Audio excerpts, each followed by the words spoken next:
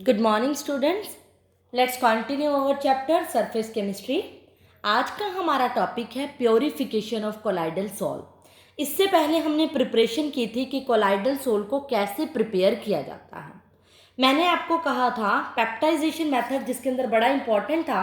वैसे तो सभी में बात अप्लाई होती है, बट पेप्टाइजेशन में आपको याद होगा मैंने कहा था पीपीटी में कुछ इलेक्ट्रोलाइट डालकर कोलाइडल सॉल्ट बनाया जाता है। अब हमने क्या है, बाहर से कुछ ना कुछ इलेक्ट्रोलाइट डाले तो उसमें कुछ ना कुछ इम्प्योरिटीज़ होगी, बाहर से कुछ एडिशन हो रहे हैं। या फिर वैसे भी देखें अदर मेथड के अंदर जो इलेक्ट्रो डिसइंटीग्रेशन किए थे, या पूरा डिसइंटीग्रेशन मेथड था, या केमिकल रिएक्शंस था, उसमें हर मेथड में हमें कुछ ना कुछ इम्प्योरिटीज़ तो मिलती ही हैं। कभी भी कोलाइडल सोल्यूशन प्योर प्रिपेयर नहीं होता। तो आज हम करेंगे उस बने हुए कोलाइडल सोल्यूशन को प्योरिफिकेशन मेथड करेंगे हम उनके। तो अगर प्योरिफिकेशन ऑफ कोलाइडल सॉल्ट की डेफिनेशन पूछी जाए तो क्या कहेंगे हम? Removing of impurities of electrolyte to the minimum required level. हाँ, कि हम बिल्कुल प्योर नहीं बना सकते कोलाइडल सॉल्यूशन को, लेकिन बिल्कुल उसकी इम्प्योरिटीज़ को मिनिमम तो कर सकते हैं, कम से कम कर सकते हैं। इम्प्योरिटीज़ को कम से कम कर देना ही क्या है, कोलाइडल सॉल्यूशन का प्योरिफिकेशन है। इसके कई अलग अलग मेथड हैं। पहला जो मेथड है डायलिसिस मेथड है। डायलिसिस मेथड आपने सुना होगा कि जो किडनी के पेशेंट होते हैं जिनके क्या होता है, ब्लड को फिल्टर किया जाता है by the help of dialysis. Dialysis की हेल्प से उनके ब्लड को प्योरीफाई किया जाता है। जब हमारी बॉडी में ब्लड है, blood is also a colloidal sol, एक तरह का सोल है, वो भी क्या है, फिल्टर किया जाता है, प्योरीफाई किया जाता है। जिस प्रोसेस से होता है इसको हम क्या कहते हैं, डायलिसिस। तो डायलिसिस की डेफिनेशन यही होगी, separating the particles of colloids from that of crystallise by diffusing a mixture through the semi permeable membrane. इसकी डेफिनेशन मैं आपको यहाँ नहीं लिख रही, बुक में आपको सब मिल जाएगा कि by SPM semi permeable membrane की हेल्प से कोई इम्प्योरिटीज को दूर करना एक क्रिस्टलाइड से। इस प्रोसेस को हम क्या बोलते हैं, डायलिसिस। एक डायलिसिस होती है और एक इलेक्ट्रोडायलिसर भी होता है, जिसमें इलेक्ट्रोडायलिसर थोड़ा इंपॉर्टेंट है। इसमें क्या होता है, एक ऐसा चैम्बर होता है जिसमें स्ट्रीम ऑफ वाटर पहले पास कराई जाती है। स्ट्रीम ऑफ वाटर मतलब पानी की बौछार, एक बहुत तेज हैवी फॉल ऑफ वाटर कराया जाता है। एक चैम्बर अपरेटस ही इस तरह का डिजाइन होता है, और ऊपर से क्या डाला जाता है यहाँ पे, सेमी परमेबल मेम्ब्रेन एसपीएम, जो कि क्या करती है, फिल्टर का काम करती है। जैसे मैंने अभी बताया ना, आपको सेकंड चैप्टर में भी बताया था सॉल्यूशन में, ऑस्मोसिस में, by SPM semi permeable membrane कैसी होती है, एक तरह का पोर्स होते हैं उसके अंदर जो कि छोटे छोटे पार्टिकल्स को जाने देते हैं। अब हमारे पास क्या होता है, ऊपर से हमने क्या डाला, बहुत कुछ डालते हैं उसके अंदर, जैसे पेप्टाइजेशन में इलेक्ट्रोलाइट डालते हैं, और भी हमारे पास इम्प्योरिटीज़ होती हैं, और कोलाइडल सोल भी डालते हैं जिसको हमने प्योरीफाई करना है। CS लिख रही हूँ यहाँ पे कोलाइडल सोल, IMP इम्प्योरिटीज़ हैं, और ये है इलेक्ट्रोलाइट। ये मैंने इस सब में डाल दिया। और हमें पता है ये SPM के क्या है, जो पोर्स हैं वो इस तरह की फनल होती है। जो SPM एक सैलोफिन शेड भी बोलते हैं, और इसको हम परचमेंट मेम्ब्रेन भी बोलते हैं। यहाँ पर SPM की जगह आप ये यूज़ कर लो, ज़्यादा बेटर है। ये इसको हम सैलोफेन बोलते हैं, या एक परचमेंट मेम्ब्रेन होती है। परचमेंट पेपर सा होता है जिसके होल्स होते हैं, पोर्स होते हैं, जो क्या करता है, इस इलेक्ट्रोलाइट और इम्प्यूरिटी जिनके जो पोर्स हैं वो क्या है, बड़े छोटे होते हैं, उनको इसके अंदर क्या कर लेता है, इनके जो इलेक्ट्रोलाइट और कोलाइडल सॉल्यूशन के जो इलेक्ट्रोलाइट जो और जो इम्प्यूरिटीज़ होती हैं उनके पोर्स बड़े ठीक है छोटे होते हैं, और इस परचमेंट मेम्ब्रेन या सैलोफेन में से पास हो जाते हैं। इसमें से पास होने के बाद इसमें से इम्प्योरिटीज क्या हो जाती है, बाहर निकल जाती है, राइट। तो इम्पी क्या हुआ, फिर से बता रही हूँ एक बार, ये परचमेंट मेम्ब्रेन और सैलोफेन मेम्ब्रेन होती है, जिसके अंदर जो पोर्स होते हैं वो ऐसे होते हैं कि इलेक्ट्रोलाइट और इम्प्योरिटी के जो को हैं पास कर देते हैं, क्योंकि इनके जो होता है साइज होता है, पार्टिकल्स का साइज इतना ही होता है कि इस मेम्ब्रेन के अंदर इजीली पास हो जाता है। और यहाँ पर पानी की बौछार आ रही होती है, ये जो डिस्पर्जन मीडियम लिया, नीचे से पानी की बाहर आ रही होती है, पानी की बाहर से ये नीचे बह जाते हैं और बाहर निकल जाती है इम्प्योरिटी। और इस बैग के अंदर, इस परचमेंट पेपर के अंदर, सैलोफेन के अंदर पीछे अकेला क्या रह जाता है, अकेला कोलाइडल सोल।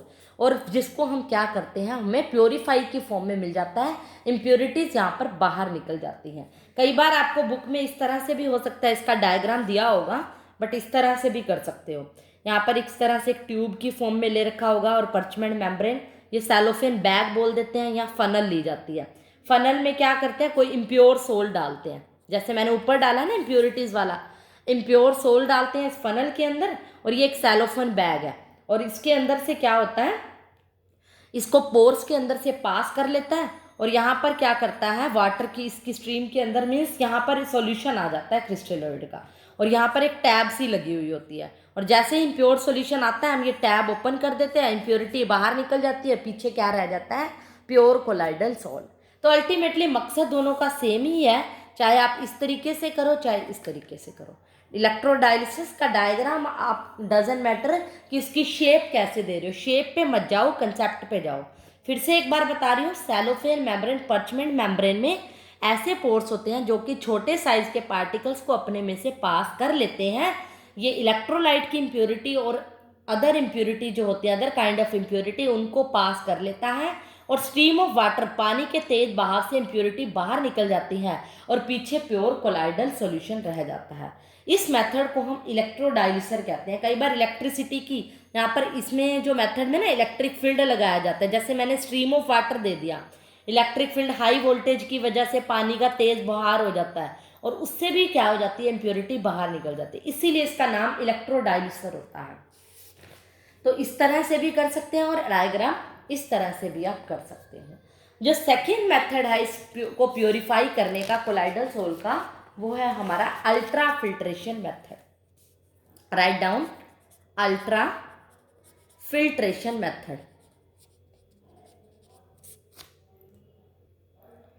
अल्ट्रा फिल्ट्रेशन जो मेथड है वो एक मॉडिफाइड फॉर्म होती है फिल्टर पेपर की। जैसे आपने फिल्टर पेपर सुना होगा, आप आज तक क्या करते हो, लैब में कोई कॉनिकल फ्लास्क लेते हो और उसके ऊपर फनल रखते हो, राइट।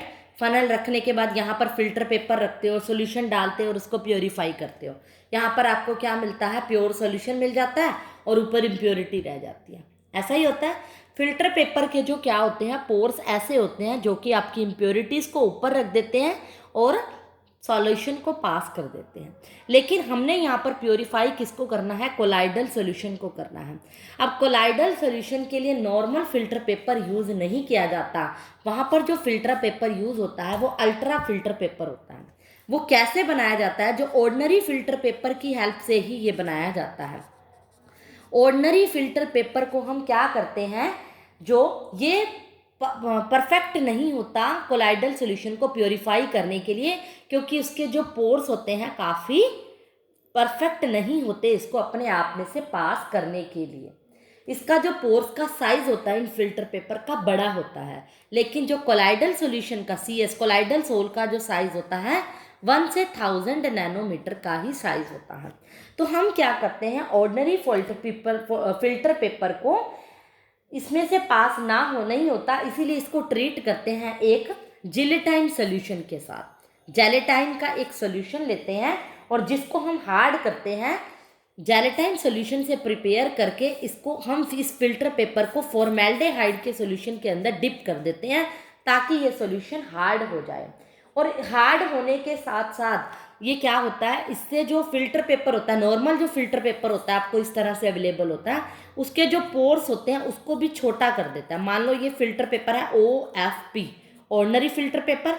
जैसे ही हमने इसको जिलेटाइन का सोल्यूशन से ट्रीट किया और फॉर्मेल्डेहाइड के सोल्यूशन के अंदर डिप करके हार्ड किया, तो हमने ये देखा इस फिल्टर पेपर के जो पोर्स हैं अब रिड्यूस्ड हो जाते हैं, छोटे हो जाते हैं, छेद क्या है, छोटे हो जाते हैं।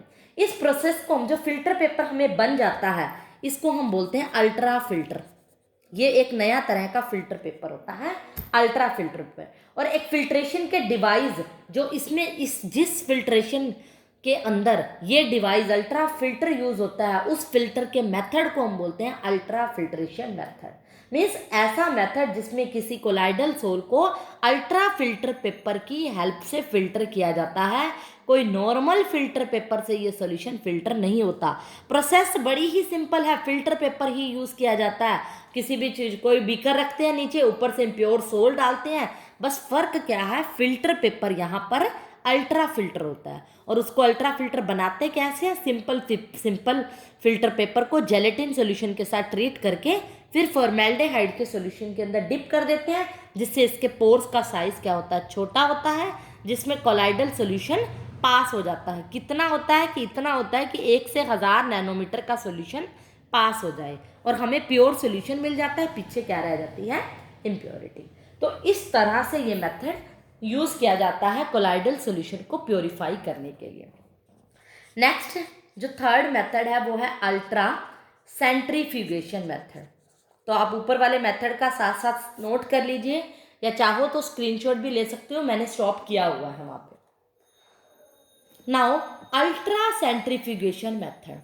अल्ट्रा सेंट्रीफ्यूगेशन, पहले सेंट्रीफ्यूगेशन मैं बता देती हूँ क्या होती है। एक ऐसी टाइप की मशीन होती है जिसके अंदर क्या एक स्पेस होता है, एक छोटी सी बोतल रखने का स्पेस होता है, जैसे एक ट्यूब सी आ जाती है कांच की।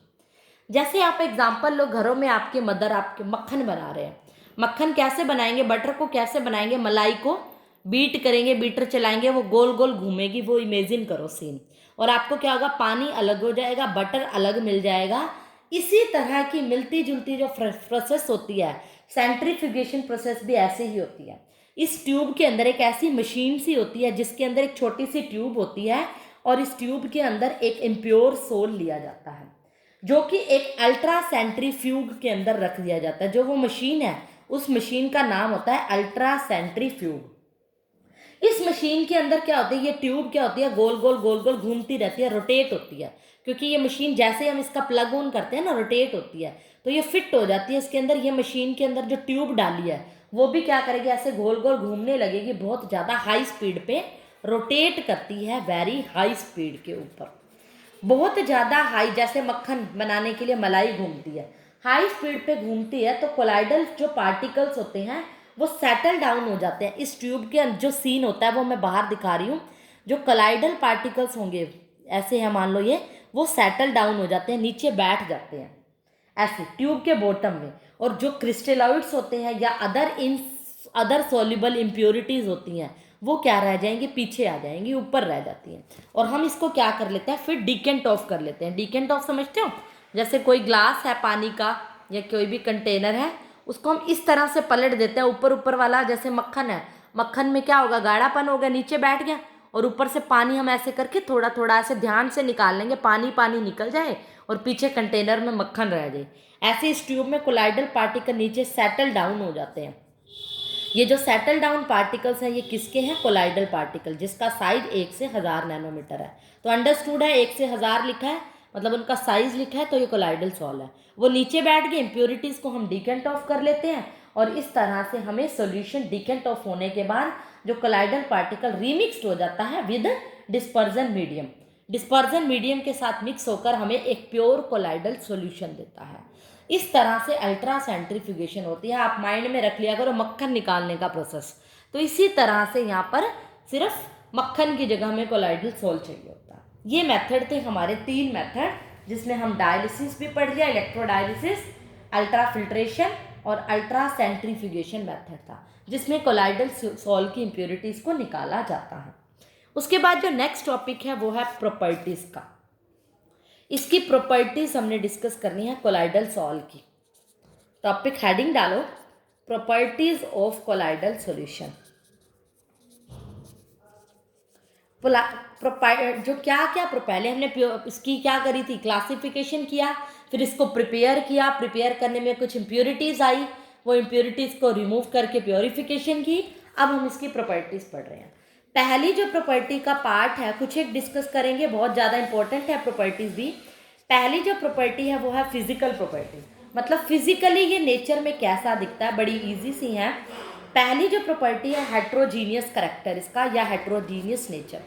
पहले दिन जब मैंने colloidal solution, colloidal nature start किया था, स्टेट स्टार्ट किया था, तो मैंने ट्यूब सॉल्यूशन, कोलाइडल सॉल्यूशन और सस्पेंशन में डिफरेंस बताया था।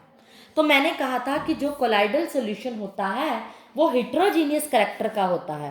हेट्रोजीनियस का मतलब जिसमें डीएम और जो डीपी बाहर से डाला जाता है वो क्या होते हैं, फेस इसका जो फेस होता है सॉल्युबल नहीं होते एक दूसरे के अंदर।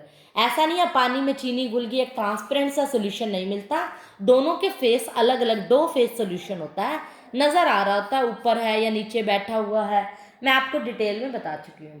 तो ये जो सोल्यूशन होता है वो बोलते हैं हम हेट्रोजीनियस करेक्टर, राइट। ये हेट्रोजीनियस करेक्टर को शो करता है, इसका नेचर ऐसा होता है। सेकंड जो इसकी फिजिकल प्रॉपर्टी है, फिजिकल प्रॉपर्टी का मतलब होता है इसमें दिखने में कैसा होता है, फिजिकली कैसा है। स्टेबिलिटी, जो कोलाइडल सॉल्यूशन होते हैं वो क्या होते हैं, क्विट स्टेबल होते हैं, लेकिन कुछ ही कोलाइडल पार्टिकल्स आते हैं जिनका बहुत ज़्यादा बड़ा साइज है, वो सेटल तो होते हैं बट वेरी स्लोली, धीरे धीरे सेटल होते हैं। ज़्यादातर जो कोलाइडल सॉल्यूशन है वो ज़्यादा स्टेबल होते हैं।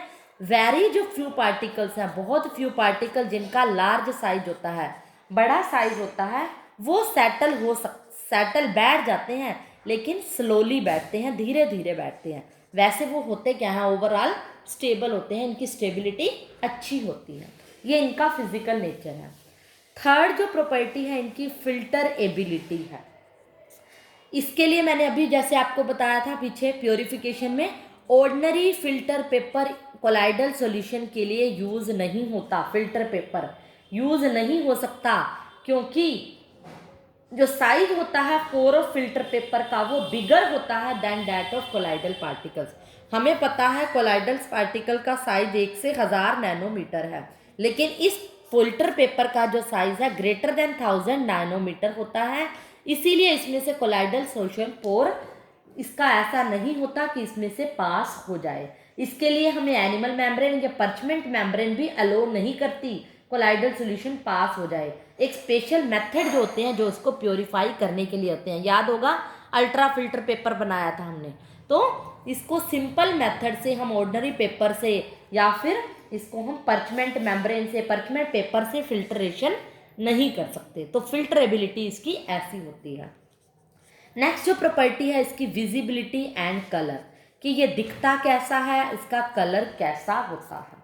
जो पार्टिकल्स होते हैं वो नॉट विजिबल होते हैं, ये पार्टिकल हमें विजिबल नहीं होते, इतने छोटे होते हैं, नेक्ड आई से हमें विजिबल नहीं होते। हालांकि 1 से 1000 नैनोमीटर है, लेकिन नेक्ड आई से या अल्ट्रा माइक्रोस्कोप से ये विजिबल नहीं होते। जैसे हमने इसके डिफरेंस में डिस्कस किया था, जब इनके ऊपर लाइट फॉल कराओगे तो ये स्कैटर्ड हो जाते हैं। तो ये क्या होते हैं, हमें नेक्ड आई से विजिबल नहीं होते। विजिबिलिटी का ये कंसेप्ट है। और अगर हम इसके कलर की बात करें, जो कलर है इसकी डिपेंड करता है वेवलेंथ पे, डिपेंड करता है कि जो अगर हम इसमें लाइट पास करा रहे हैं इन सॉल्यूशन के अंदर, वो स्कैटर्ड होने के बाद जो लाइट दे रहे हैं उस लाइट की वेवलेंथ पे डिपेंड करता है उसका कलर कैसा आएगा। ये आपको कंसेप्ट +1 में पढ़ा था, लाइट का कंसेप्ट वेवलेंथ, हर किसी लाइट की अपनी अपनी वेवलेंथ है। तो स्कैटर्ड करने के बाद जो लाइट दे रहे हैं उसकी वेवलेंथ पे इस पर डिपेंड करेगा कि इसका कलर कैसा है। फॉर एग्जाम्पल जो गोल्ड सोल है, गोल्ड के जो सोल होते हैं उनका पार्टिकल्स का साइज जो वेरी फाइन होता है, अच्छा साइज होता है, और जो उसका कलर कैसा होता है, रेड होता है। लेकिन जैसे जैसे इसका साइज बढ़ता जाता है, जैसे साइज मान लो AU का इतना था पहले और अब इतना हो गया, तो इसके साइज के साथ इसकी क्या होगा, कलर बदल जाएगा और ये पर्पल कलर में चेंज हो जाता है, फिर ये ब्लू कलर में चेंज हो जाता है और फिर लास्ट में ये गोल्डन कलर में चेंज हो जाता है। तो इसका साइज भी बदलता जाता है, उस पर डिपेंड करता है कि कौन सी लाइट हमें ऑब्जर्व हो रही है। तो इसके साइज की वजह से, लाइट स्कैटर्ड होने की वजह से उसकी वेवलेंथ पे इसका कलर डिपेंड करता है। तो विजिबिलिटी एंड कलर हमने पढ़ ली है। ये सब थी इसकी फिजिकल प्रॉपर्टीज़। उसके बाद कुछ ऐसी प्रॉपर्टीज़ हैं, मैकेनिकल प्रॉपर्टीज़ भी हैं, ऑप्टिकल प्रॉपर्टीज़ भी हैं, जो कि हम नेक्स्ट लेक्चर में डिस्कस करेंगे। सबसे पहले आप इसका स्क्रीनशॉट लीजिए, इन प्रॉपर्टीज़ का, फिजिकल प्रॉपर्टीज़ का, इसके नोट्स बनाइए। अगले लेक्चर में हम इसकी मैकेनिकल, ऑप्टिकल, इलेक्ट्रिकल बहुत सी प्रॉपर्टीज़ हैं वो डिस्कस करेंगे। आज के लिए इतना ही।